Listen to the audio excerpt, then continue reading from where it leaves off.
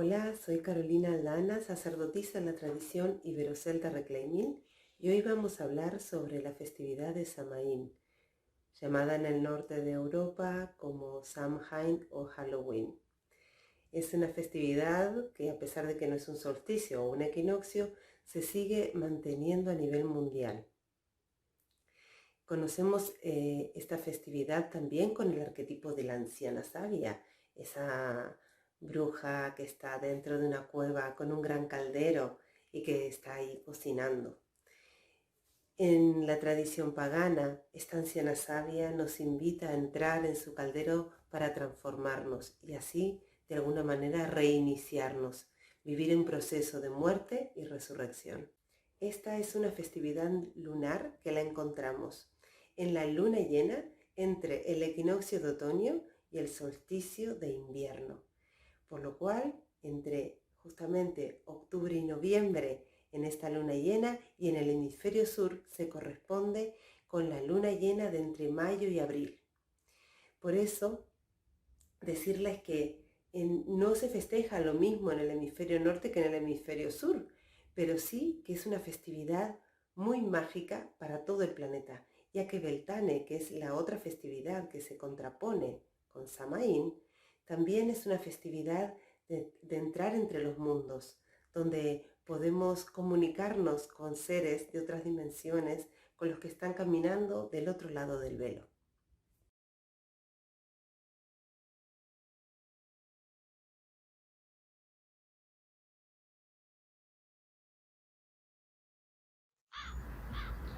Recibiendo a mis ancestros y aquí estoy, recibiendo toda la magia y aquí estoy, sintiendo vuestras raíces y aquí estoy, sintiendo nuestro legado y aquí estoy.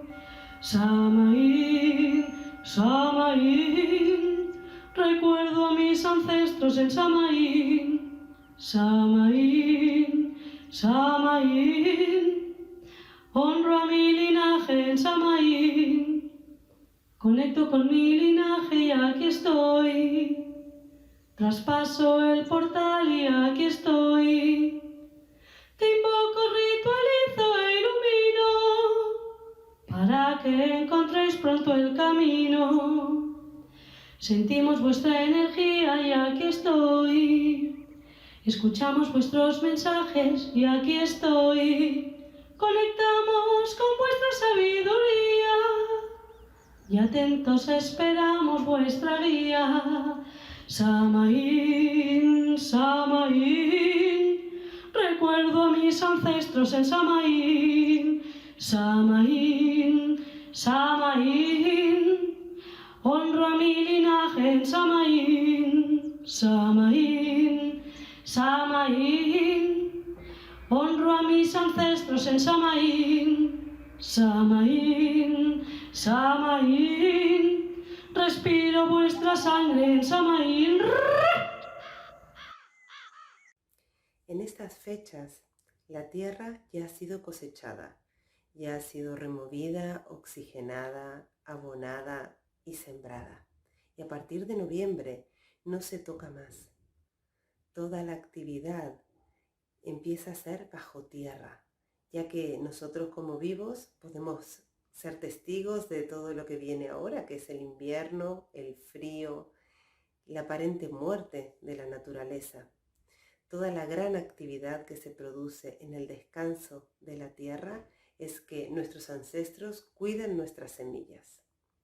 Así, si esto, y sabiendo que somos parte de la naturaleza, lo llevamos a nuestra vida cotidiana, nos induce instintivamente en una reflexión, en la meditación, en sentir nuestra energía vital, en el mayor descanso, en el mayor autocuidado, en ver qué cosas queremos que mueran en nosotros y qué cosas queremos cuidar para que más adelante puedan echar raíces y florecer.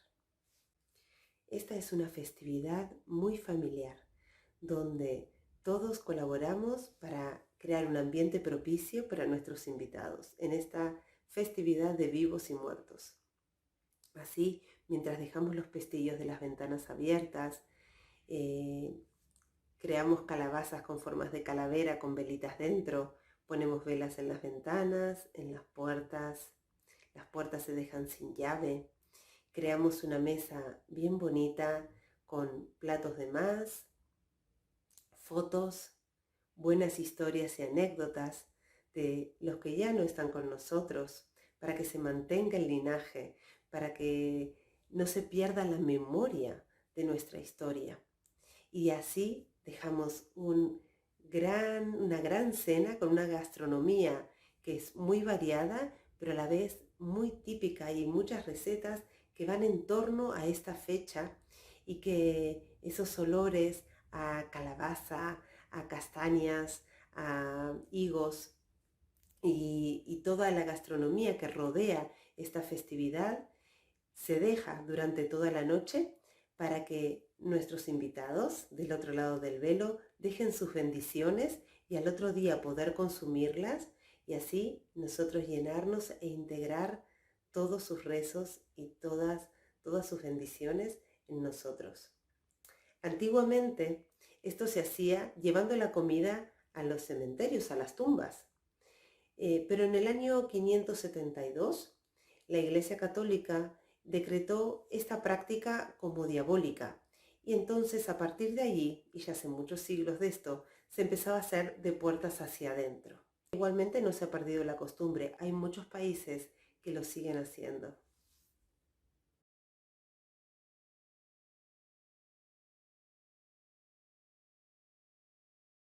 Propuesta gastronómica para celebrar esta festividad es esta magdalena sin gluten y sin azúcar, apta para todas.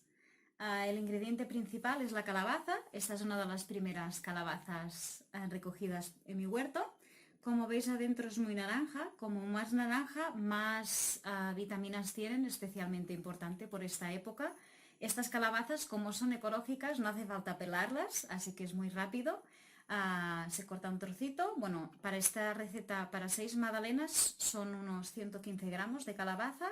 Se hierven durante unos 10 minutos y luego se escurren.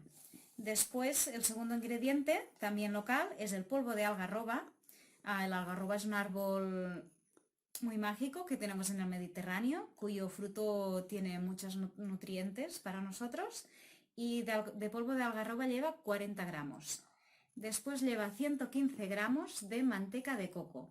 En vez de manteca de coco también se puede utilizar taín, crema de cacahuete o una crema untuosa de cualquier fruto seco. No vale aceite, tiene que ser textura mantecosa. Tampoco vale mantequilla, textura mantecosa de coco o de algún fruto seco que os guste. Para endulzar hemos puesto este producto que se llama melaza de algarroba. Es como un caramelo líquido cuyo ingrediente principal y único es la algarroba. También hemos puesto 2 huevos de mis gallinas, canela y un poquito de limón y bicarbonato. Otro ingrediente que lleva para hacer la guinda del pastel esto es una tableta de chocolate de algarroba, es decir, lleva en vez de cacao polvo de algarroba que hacen mis amigas, y entonces pues tampoco tiene gluten, y lo hemos puesto para que cuando pruebes la magdalena pues tiene también trocitos. Así que esta es mi propuesta y espero que os guste mucho.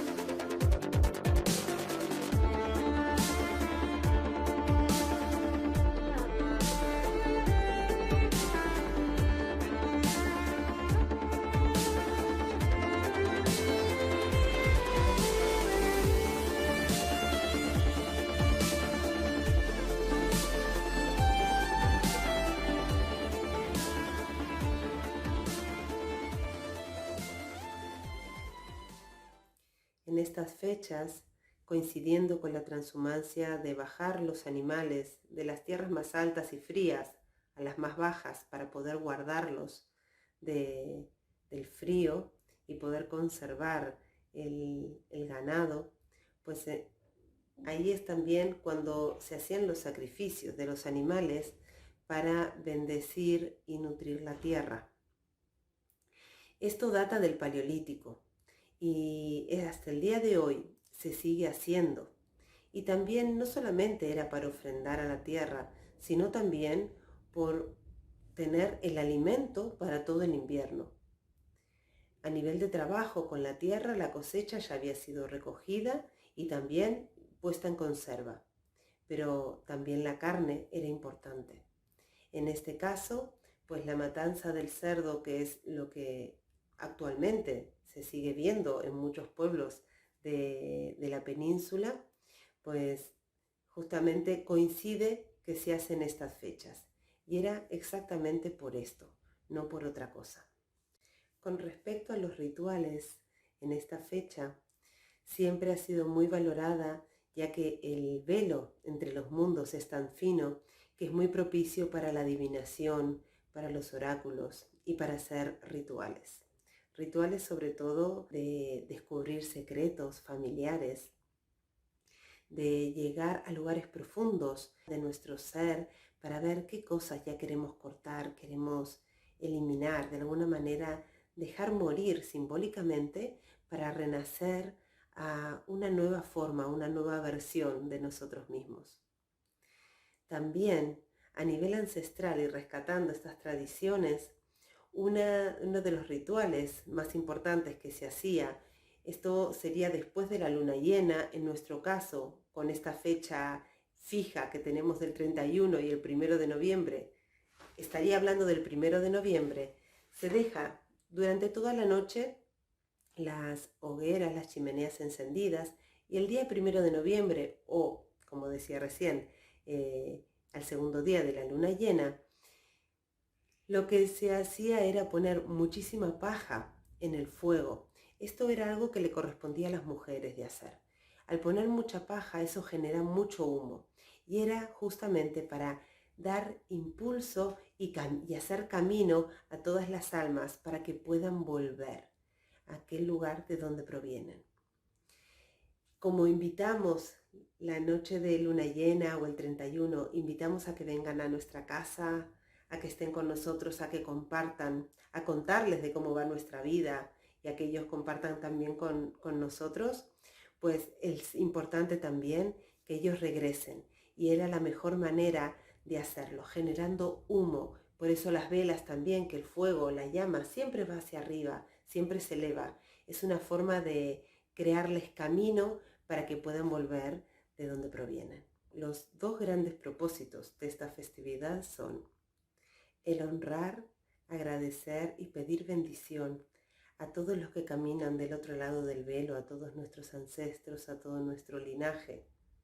Y también el de agradecer toda la cosecha una vez más y llevar toda esa energía de introspección hacia adentro, hacia nuestra propia tierra, que es nuestro propio cuerpo, y poder realmente meditar, reflexionar sobre todas aquellas cosas que queremos transformar en nuestra vida, soltar y cuidar para que más adelante echen raíces y den buenos frutos.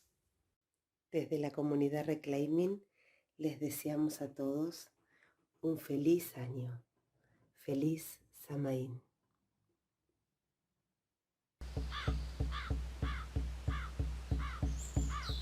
La sombra oscura me llama, quiere que entre en la cueva. La sombra oscura me rodea, entra dentro de ti, me dice, avanzando por el filo, puedo rozar el otro lado.